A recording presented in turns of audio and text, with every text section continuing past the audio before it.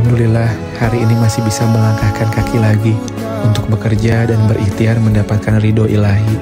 Walau sekarang belum kelihatan hasilnya, walau kadang disalahkan dan dipandang sebelah mata, gak apa-apa.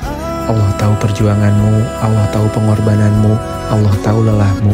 Tetap berbaik sangka sama Allah, yakin di suatu titik Allah akan berikan hadiah yang terindah.